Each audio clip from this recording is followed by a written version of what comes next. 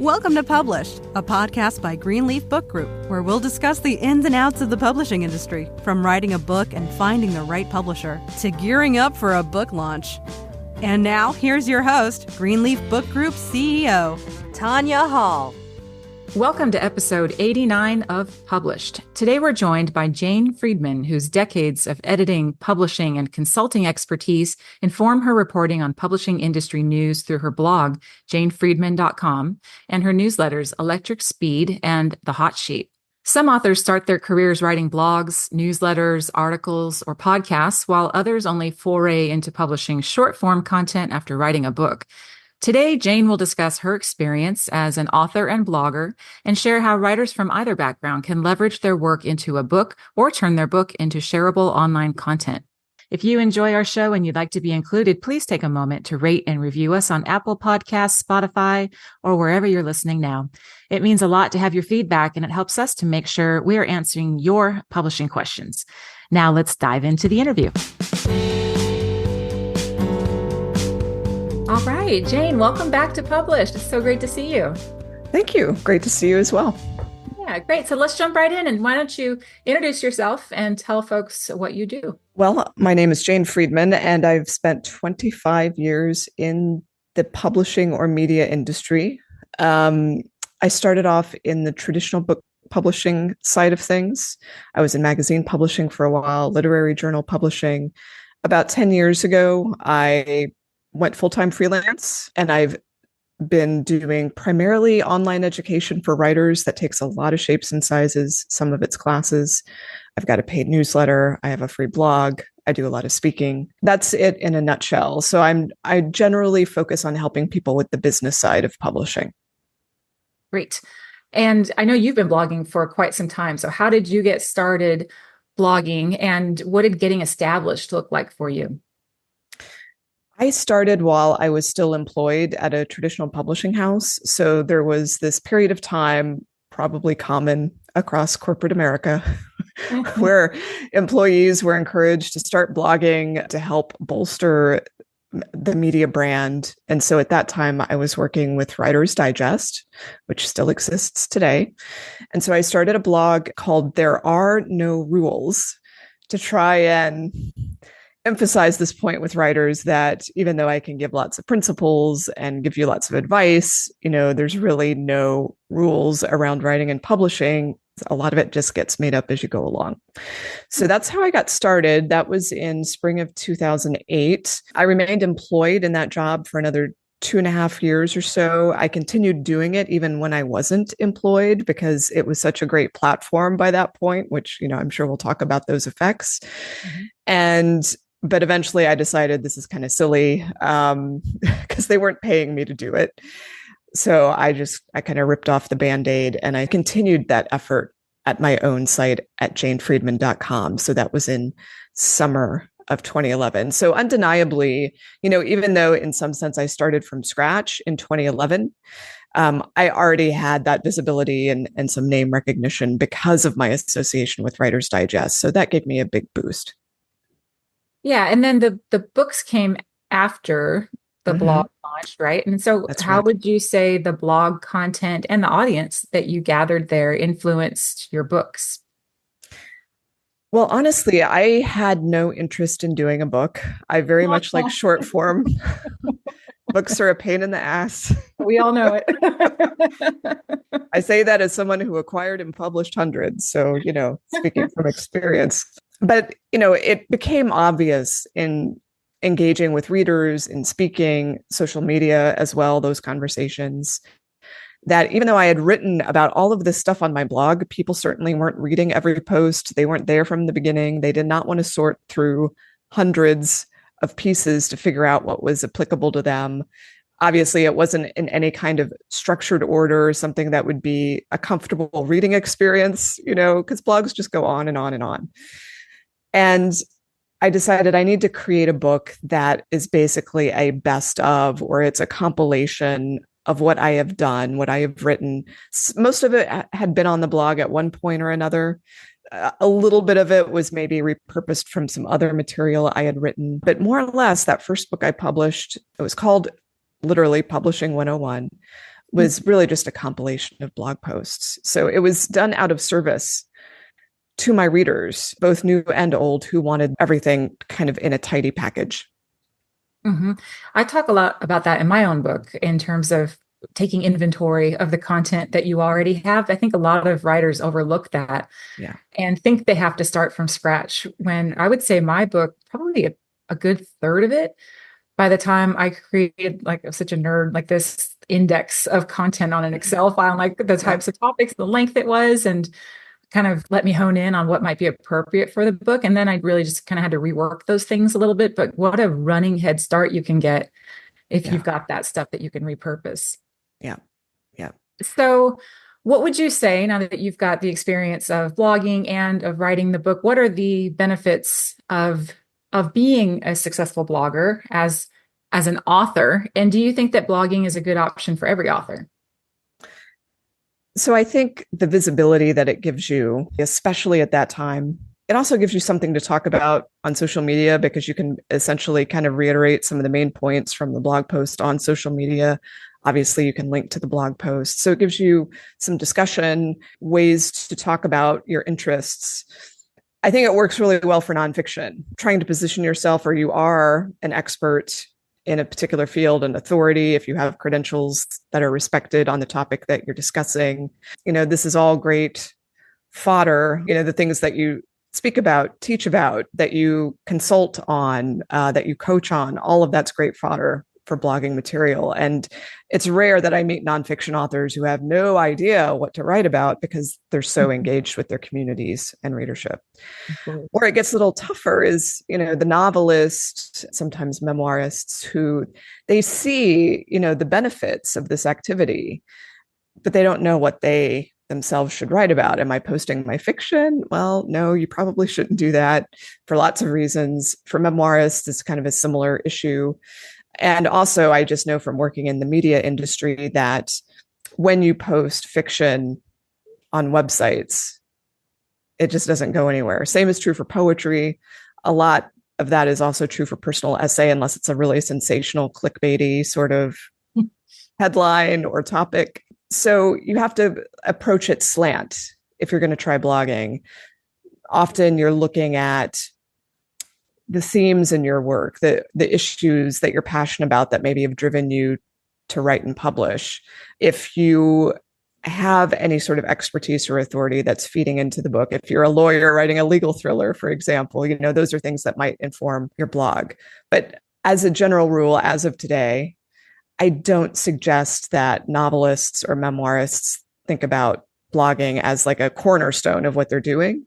But if you're a nonfiction writer, I think it's worth considering. And you kind of dropped a hint there at the beginning of your answer that in general, like, times have changed since 2011, and maybe this isn't where you would counsel someone to start, period. So that leads me to ask, where would you tell them to start? So a couple things, well, more than a couple things have changed since I started blogging. It was much easier to get search traffic to a blog when I started. So I was able over the years to build up a lot of authority through search engines like Google, and to rank really well for the sorts of articles I was publishing. So if you go looking today, even for, how to write a book proposal, a query letter, how to get published, these sorts of 101 questions, it's very likely you're going to see my site come up in search results, like on the first page, or even sometimes in the first 3 spots. Not ads, organic placement. That's getting really hard to do now today if you don't already have some sort of website authority. And that's just a fancy word for Google recognizes your site as meaningful for the topic that someone is searching for. And obviously mainstream media, these are the sorts of sites that get a lot of the authority, major brands, recognizable things. So the average author website isn't necessarily going to rank right away, and you would have to do a lot of what we call SEO-driven content strategy, search engine optimized writing and posting, in order to gain that authority. And that's not every writer's most favorite thing to consider. They don't want to produce content. They just want to write what they want to write. I should also say, at the time that I started blogging too, it was more common that people would have bookmarks and places they would visit repeatedly through the week. And with social media, no one's doing that. Social media tends to be the way that people end up visiting sites, or they'll get an email reminding them there's some new content at this website.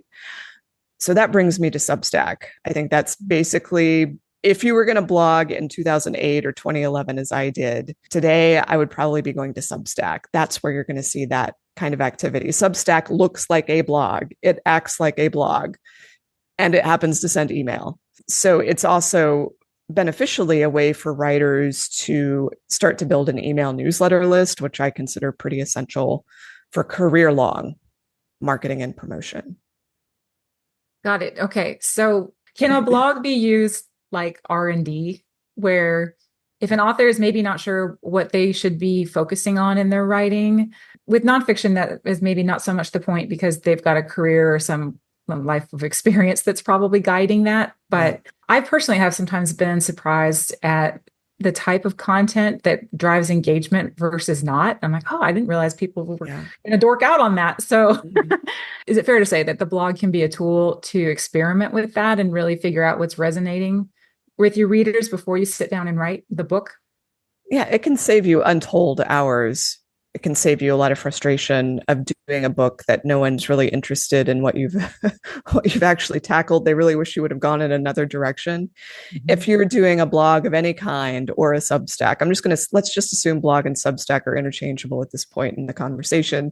If you're going to be doing those sorts of activities, you're going to see more comments or more likes or more shares on the things that probably belong in your book or that deserve more attention, more discussion. When you hear success stories of people breaking out, really in any form, any medium, it could be TikTok, it could be a podcast. You'll often hear about, well, in the early days, I was just kind of doing this weird thing off to the side. And then one day I posted something different and everyone paid attention. And so I started doing more of that. Now, for me, I had a similar moment where I realized people really paid attention when I talked about digital tools, future of publishing, how the business might be changing because of all of these really just transformational things were happening, like the advent of Kindle in 2007, ebooks taking off, Amazon Kindle Direct Publishing, and the rise of the self-publishing and ebook market. So I was also just starting to tackle those topics at a really rich time, and that's what I got the most feedback on. Yeah, it can definitely give you some interesting market research. Mm. At your fingertips. Let's talk a little bit about some rights fun.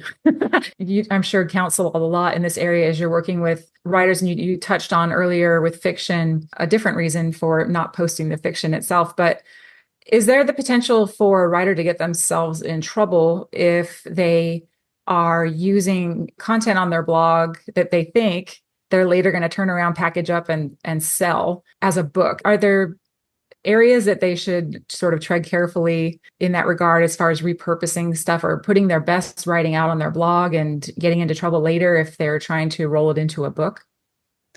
There's generally nothing to be afraid of here. I think the fears greatly outweigh any actual harm that could ever occur. And of course, I just told the story of how I essentially repurposed my blog into a book. Of course, I self-published it, but the book did really well, showing you that there's not cannibalization. Just because the content's free on your blog doesn't mean people aren't going to buy the book. Sometimes it's not the same audience, so you're broadening your audience often. Other times, people just aren't going to catch everything on your blog, or they want to have the book to kind of preserve what they have learned. So it's not cannibalizing. And moreover, the book was so successful, a publisher wanted to pick it up. But by that point, it's like, why would I do that? That wasn't the purpose. It's not I'll just earn less money if you take it. So in that regard, the only thing a blog could do is bring you more visibility and more potential for a book deal, at least on the nonfiction side. The one area where I would be hesitant is if you're trying to place some of that material, say, in a literary journal. Mm. And here I'm talking about places like the Paris Review or newspapers or magazines that have either a print or online component. They can be really sensitive to you having already published that on your own turf, whether that's on your blog or in a newsletter. Maybe you did a thread on social media. And it's just because they want to be usually the first to publish the material. They don't want previously published work. But when I talk about this market, it tends to be a very literary market, and often you're not even getting paid for the material. And they don't even have often the kind of reach that you might have with your blog. So it's just like, again, I think the fears here are often overblown, and publishers pick up books all of the time based on someone's strong platform developed from the blog. There was just one this last week. I found a guy who posts recipes on TikTok and Instagram. He self-published a book of the recipes he put on social media, and now the publisher wants to republish that book. I mean, it happens every single week. So I don't know why. Like I address this is like a common fear. It's a common question, but no matter how much I address it, people still feel like they're shooting themselves in the foot if they put the material online. You are not. Good to hear. Yeah, we get that question a lot as well. I personally do when I'm talking with folks. The other question I get a lot is, hey, can you take a look at my blog and figure out if it can be a book? Oh, no. I know. A little too old. I don't have nearly enough energy. Now, that's not to say that there couldn't be a structure within that content that somebody smarter than me could pull out. Yeah. I think all of us on the publishing side would far prefer for you to figure out what the arc is in your own content. Right. But can you offer any guidance there if somebody is like, I've got a wealth of blog material? How do you start to figure out how to weave it into a book? And is there any sort of rule of thumb of how much should be, I think you kind of answered this earlier, but how much should be original versus straight out of the blog? Do you just need to add a segue or any guidance on that front? Yeah, I mean, it could potentially be 100% repurposed. There's nothing, in my view, wrong with that. However, when you're repurposing the blog content, you do have to make a lot of revisions or edits or editorial decisions about how that material is going to fit together in a way that makes sense for a reading experience that's linear. So I say that because this makes the assumption that someone is blogging in a way that I consider ideal, which is for online attention spans. It's probably going to include visuals, interactive elements, bulleted lists. There'll be stuff in the comments that may or may not be valuable. There may be some really time-specific elements to it that aren't going to be relevant in book format. And so it really, I mean, I'm not saying it's more work to repurpose a blog into a book, but I don't think it's necessarily any less work than doing it from scratch, because you want to be thoughtful and intentional about how you're putting this together. And if you've been blogging for a long time, like I have, just, the mountain of material you have, it takes a while to see, like you said, you need to create some sort of an arc or a journey or a process, and so it takes time to figure out what that is and make the right selections. And then, depending on how far back you're going, you may need to update some of the material because what you wrote 3 years ago or 7 years ago, it's not keeping pace.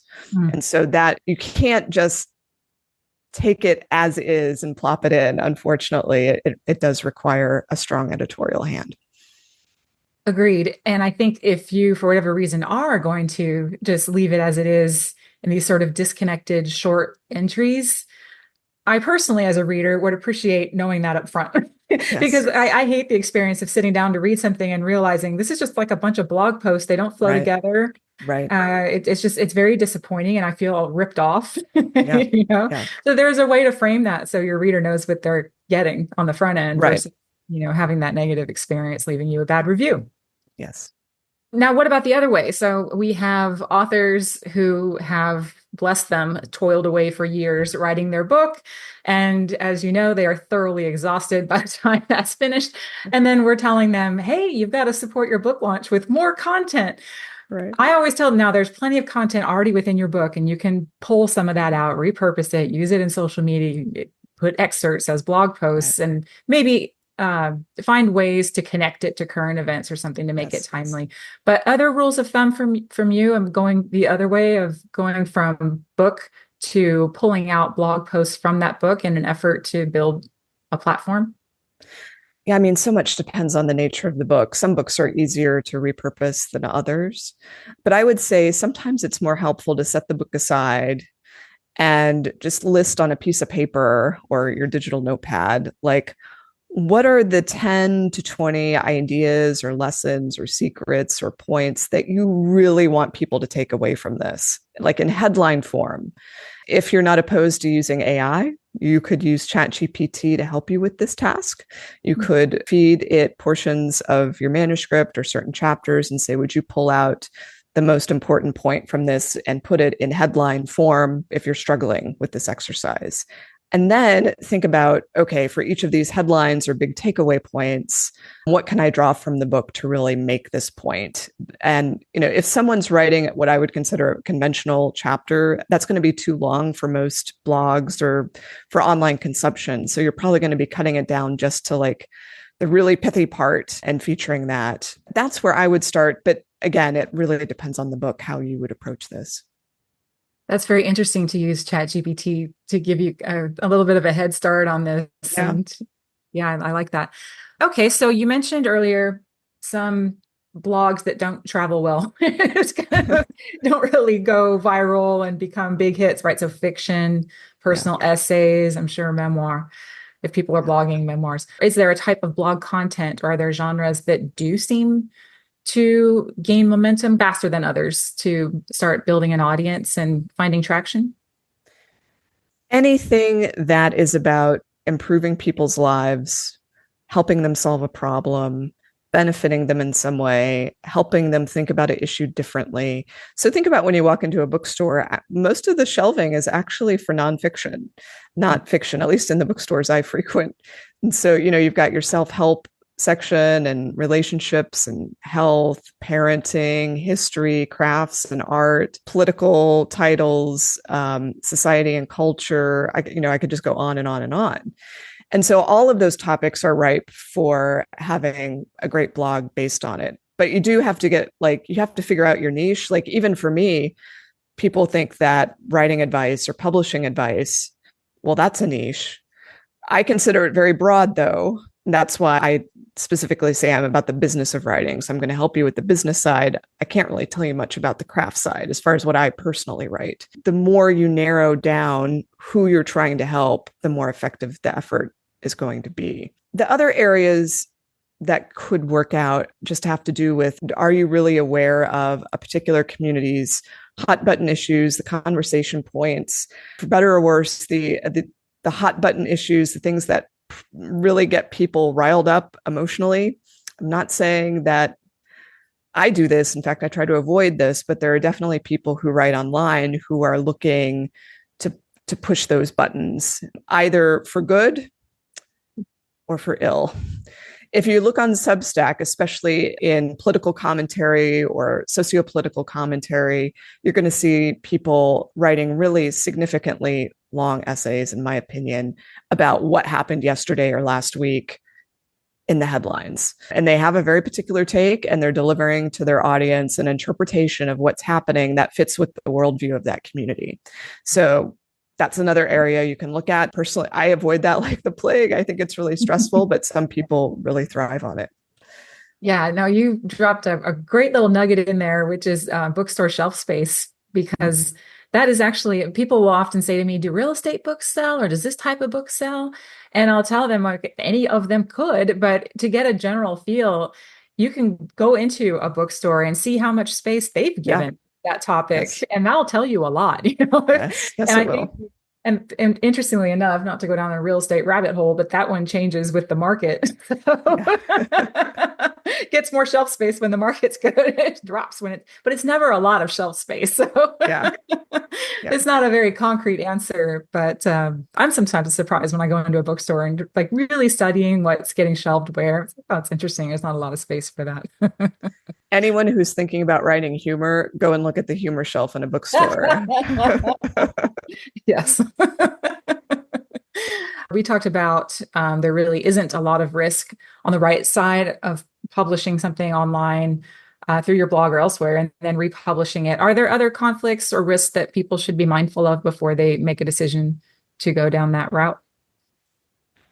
I think the biggest risk is just spending a lot of time on it without very much in the way of a tangible reward. I find that people aren't particularly patient with the effort, especially if they're doing a conventional blog, something on their own author website or their own business website, they may abandon the effort within just even 3 to 6 months. And to me, that's not, you haven't given it long enough, because it takes people so long to even recognize that you're blogging in the first place.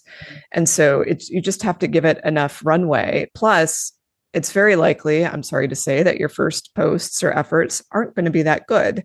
So you also need time to practice and learn what is going to resonate, so that you have to get over the learning curve. I don't assume that anyone's going to be able to knock it out of the park on blogging if they haven't really done it before, even if you've read lots of blogs. You have to get used to it. So give it the time it deserves. I'm not saying forever, but don't bail just because you didn't go viral with your first post. Yes, definitely. And I think, like anything author platform related, it takes a lot of front end planning if done right. Be strategic, start early, and be disciplined to keep at it. I agree. A lot of people just throw in the towel. How many websites have we both seen, author websites, where the blog sits there with like 6 posts right around the book launch and then nothing ever again? Right, exactly. At that point, just take it down. All right. So here comes the $1 million question. What has been your experience translating blog followers to book sales, like converting them into people who are buying your book, which I know can be a little hard to track, or readers of the blog into followers or people who become active within your community? Have you been able to kind of get a pulse on that? I would say, I'm better at estimating it for like email subscribers. So if your blog has a component of email, like people subscribe to receive notice of new posts, then I think it's much easier to say you can maybe expect somewhere from 2 to 5% of those people will actually buy the book. That's a conservative estimate. And I think the percentage gets bigger, actually, the smaller the list, because usually the smaller your list, probably the more engaged and closer to you those people are, because the bigger it gets, the more you get total strangers coming in the door, and they just have less connection and might be less likely to buy. I'm trying to remember the sales figures for my self-published book. It's something that I honestly didn't keep really good track of, but I want to say in the end, it was maybe 15 to 20,000 copies. That's both print and ebook combined. And when I look at my web traffic during, the time that I was really marketing and promoting that book, I'm not anymore. It's out of print. My web traffic was around 150,000 to 200,000 per month. So that's not bad, I guess. It's more than I would expect, but I'm also looking at those sales over a period of that's lifetime sales. So the book came out in 2011. And then I took it off sale about 2 years ago. Okay. Well, had a pretty good run. Yeah. So for someone to really get a semi-accurate read on that, they do need to have something like Substack, where there's an email list component, and it sounds like connect the dots that way. That's what I would really recommend, especially today. It's just, I think you don't want to rely on people remembering to visit your blog. You really want to try and capture their email address if you can.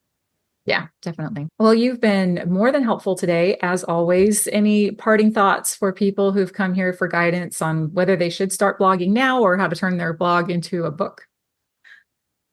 There are so many ways to succeed in writing and publishing. I would say if blogging appeals to you, it's not dead. You can still do it in a way that is going to help you. It'll be a stepping stone to other things. It could even become the center of your online presence, which has happened with me. The only reason I keep doing it, the reason I have been doing it now for it'll soon be 20 years, is because I genuinely enjoy it. Like, I still get excited when I have a new blog post coming out. So you're going to need that level of enthusiasm for whatever you're writing about or doing if you want to see it succeed. Yeah, blog from the heart. Well, Jane, thank you so much for joining us today on Published. Really appreciate you. My pleasure. That's it for our episode with Jane. We hope you enjoyed learning about how blogging can be a tool for authors. For more information, visit greenleafbookgroup.com/episode 89. You can also find advice for writing, publishing, and promoting your work in my book, Ideas, Influence, and Income, which you can learn more about at ideasinfluenceandincome.com. A big thank you to Madison Johnson, who produces the Published podcast, and to our 5-star reviewers. Thank you for your support, and we will be back with another episode on the last Tuesday of next month.